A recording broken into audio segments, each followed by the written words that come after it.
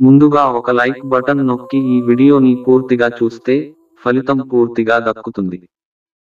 ఇలాంటి వారు ఇంటికి భోజనానికి పిలిచినా వెళ్ళవద్దన్న చాణక్య. ఎందుకంటే ఆచార్య చాణక్యుడు సమస్త మానవాళికి తన గ్రంథాల ద్వారా మానవాళి జీవన విధానానికి సంబంధించిన అనేక విషయాలను అందించాడు. విష్ణుశర్మ పేరుతో పంచతంత్రము, కౌటిల్యుని పేరుతో అర్థశాస్త్రము, చాణక్యుని పేరుతో చాణక్య నీతిని రచించాడు. చాణక్య నీతిలోని సూత్రాలను పాటిస్తే జీవితంలోని ఎన్నో సమస్యలను దూరం చేసుకోవచ్చు. వీటిని చిన్నతనం నుంచే చదవడం వలన మంచి రాజనీతిజ్ఞులుగా, తెలివైన వారుగా, విలువలతో కూడిన విద్యను అభ్యసించిన వారు అవుతారు. ఈ రోజు కొంతమంది ఇంటికి పిలిచినా సరే భోజనానికి వెళ్ళవద్దు అని చాణక్య చెప్పాడు. ఎందుకంటే చాణక్యుడు ఒక వ్యక్తి జీవితంలో ఎలా ఉందని అనేది తన నీతి బోధనల ద్వారా భావితరాలకు అందజేశాడు. నేటికి ఆయన చెప్పిన నీతి సూత్రాలు అనుసరణీయం అని పెద్దలు చెబుతారు. చాణక్య నీతి సూత్రాలను పాటిస్తే జీవితంలో సుఖశాంతులు నెలకొంటాయని పేర్కొన్నాడు.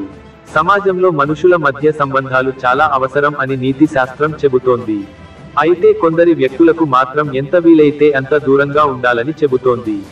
ముఖ్యంగా కొంతమంది భోజనానికి పిలిచినా సరే వెళ్ళవద్దు అని చాణక్య నీతి తెలుపుతుంది.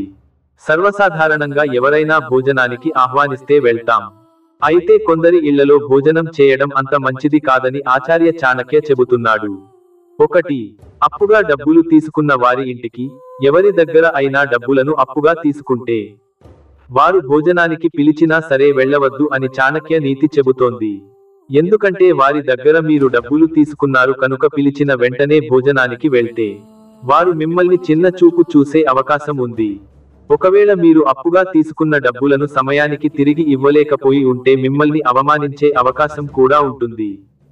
కనుక అప్పు తీసుకున్న వారి ఇంటికి ఆహ్వానం ఉన్నా భోజనానికి వెళ్ళవద్దు అని చెబుతున్నాడు చాణక్య. 2. నేరస్తుల ఇంటికి కొంతమంది కావాలని తప్పులు చేస్తూ ఉంటారు. నేర చరిత్ర కూడా కలిగి ఉంటారు.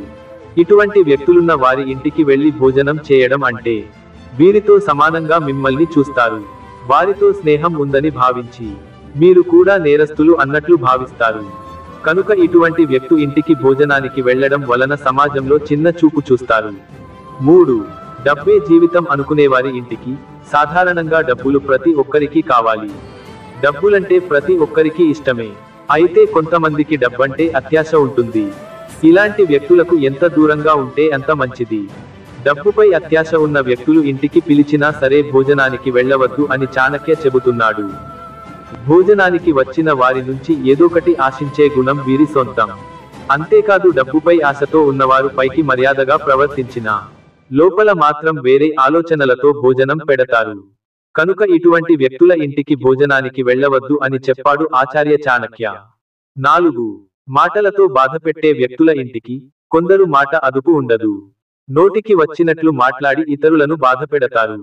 ఇలా మాటలతో బాధ పెట్టే వారి ఇంటికి పిలిచినా సరే భోజనానికి వెళ్ళకపోవడమే మంచిదని చాణక్య నీతి చెబుతోంది. ఎందుకంటే ఓవైపు భోజనం పెట్టి మరోవైపు మనసు బాధపడేటట్లు అవమానకరమైన రీతిలో మాట్లాడి ఎదుటివారిని బాధపెడుతూ ఉంటారు. అందువల్ల ఇలాంటి వ్యక్తులకు ఎంత వీలైతే అంత దూరం ఉండాలని చాణక్య నీతి తెలుపుతుంది. 5. దేవుడంటే భక్తి లేని వారి ఇంటికి దైవభక్తి లేని వారు దైవ దూషణ చేసే వారి ఇంటికి భోజనానికి వెళ్ళవద్దు. ఎందుకంటే వీరు ఏదో ఆశించి మాత్రమే భోజనానికి పిలుస్తారు. వీరి ఆహ్వానంలో ధర్మం ఉండదు. వెళ్ళిన తర్వాత మర్యాద పాటించరు. అందువల్ల ఇలాంటి వ్యక్తుల ఇంటికి భోజనానికి వెళ్ళకపోవడమే ఉత్తమం అని చెబుతోంది చాణక్య నీతి.